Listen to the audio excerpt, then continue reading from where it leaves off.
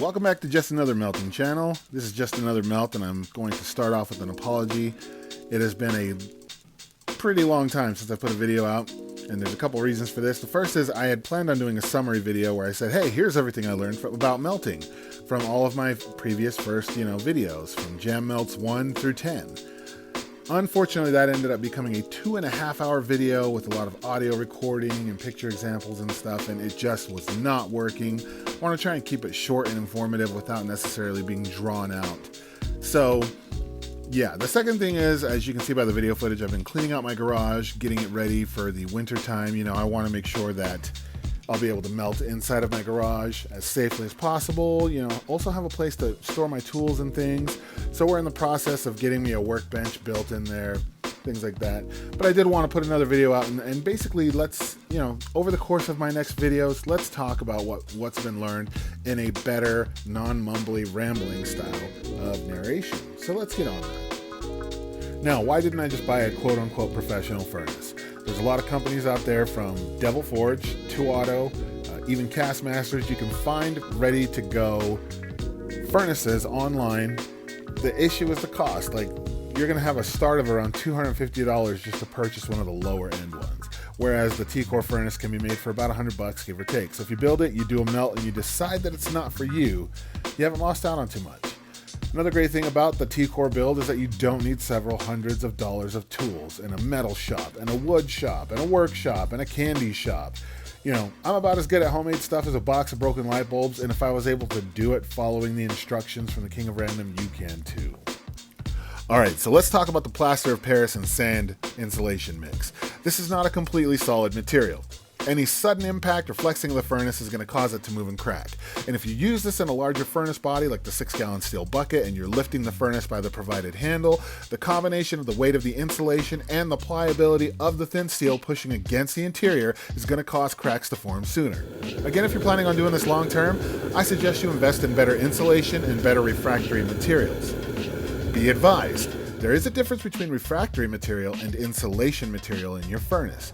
Refractory material is meant to withstand the high heat inside of a furnace and keep from breaking down quickly, but it may not necessarily insulate very well, which means you'll lose a lot of heat and may not be able to keep your furnace up to the temperatures needed to melt more than aluminum.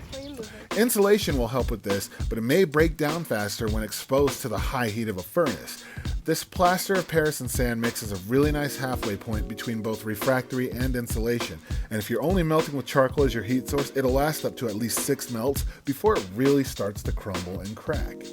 Now, if the sand and plaster mix is all you can afford, or it's just more convenient for you overall, then there's a really simple trick to extend the life of your cast furnace firing chamber.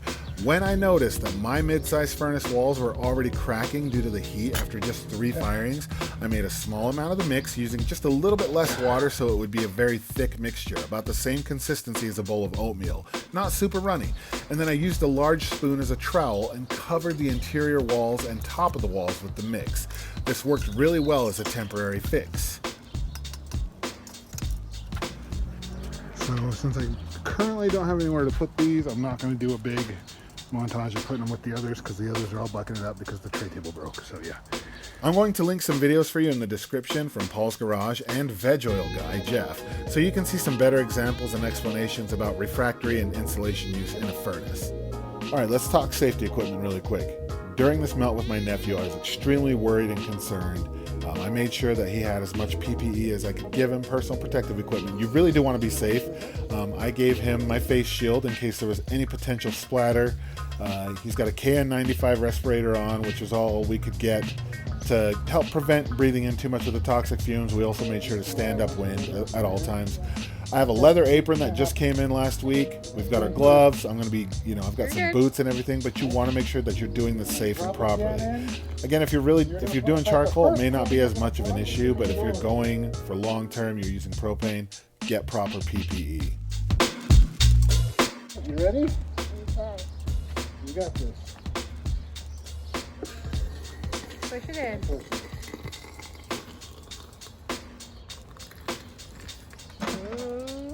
Out and in.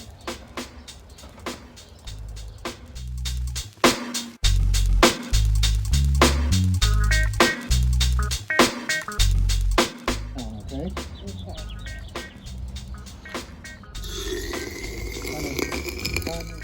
Alright, so let's talk about your furnace body. Let's continue to talk about that. If you're really only planning on melting down some crushed drink cans once or twice a month, then using the steel buckets from Barron's that you see in my videos, it's okay, it shouldn't be a problem. But if you're planning on doing this in a more long-term manner, you should be aware of a couple issues. The first issue comes from the plaster of Paris and sand mix. The larger your furnace, the heavier it's going to be. This is kind of a standard if you're using any sort of castable refractory cement or heat-resistant mud. The larger the furnace, the heavier it's going to be. Now, if you're using the small 10-quart steel bucket mini metal foundry furnace, that isn't really an issue. But as you start to get into larger furnace builds, the heavier it's going to get. Alright, so if you go back to my J.A.M. Melt 5 video, I talk about how the crucible doesn't fit very well with the furnace because of the size of the burn chamber and all the issues that came with that. The first issue was trying to refill the charcoal around the crucible. If you watch J.A.M. Melt 6 and 7, you can observe me having to move the crucible around with a pair of tongs just to shove the charcoal down the sides to keep the heat source up. The second was the lid sitting on top of the clay graphite crucible instead of sitting on the furnace walls. You really do not want your lid sitting on top of your crucible.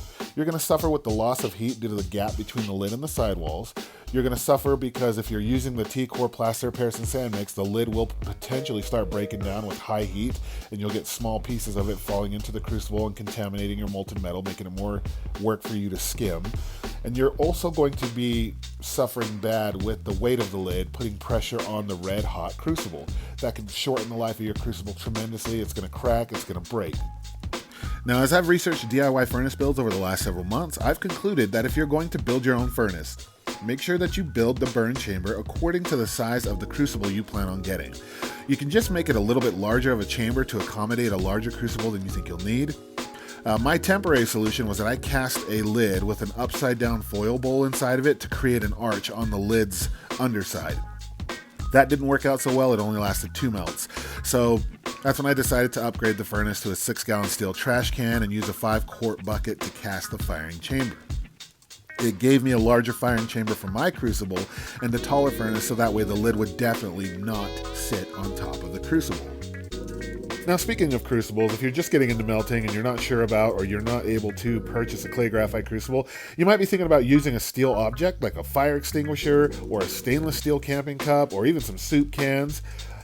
A common crucible that's used by melters with welding tools is a large diameter steel pipe which is welded to a steel plate. What crucible you decide to use is really your choice, but you really should be aware that molten aluminum will corrode the inside of steel. And when you combine that with the heat being generated on the outside of the crucible, if it's a thin steel container, it's going to fail. It's going to get a hole in it, you're going to spill molten aluminum everywhere. Now, if you're lucky, it'll fail inside the furnace.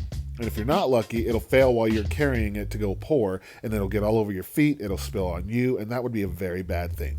All right, the best explanation I've seen regarding this is if you imagine your crucible is a cup made out of sugar, and the metal going into that crucible is water, the water sits in the sugar cup and it begins to dissolve away the interior of the cup. Once again, if this is just a once-a-month thing for some recycling and you're working with a charcoal heat source, I don't really foresee it being an issue. But if you're planning on casting or machining the metal, or you're using a propane or waste oil burner, get a proper crucible. The dissolved steel can also mix into the molten metal, which causes issue with the purity of the aluminum, and it can affect recasting or machining it. I really don't have much experience with this, but I've probably watched about 30 videos where this subject is discussed in depth. So this is definitely something to watch out for, and you should get yourself a real, like an actual graphite crucible.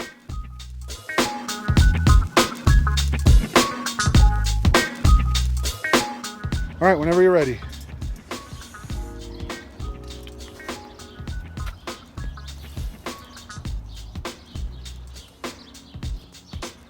Just nice and easy.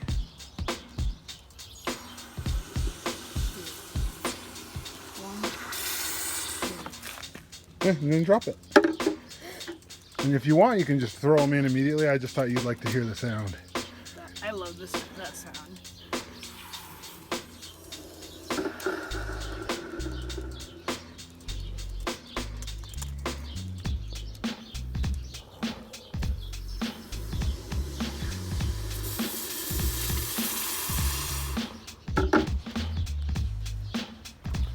All right, so thanks for joining me. This is, again, just more lessons learned. I will be talking a lot more on the next video about more of the stuff that I've learned while doing this melting thing, being just another melter on YouTube.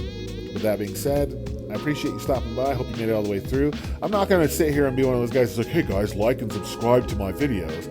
You do what you want to do, man. And if you enjoy the content, come on back. If you don't, tell me I suck and move on. But yeah, we'll be talking again, and I'll be a little bit more consistent with getting the video out. I am a believer of quality over quantity, so I'd rather give you something good to watch. Hope you enjoyed it. Take care. I'll see you next time.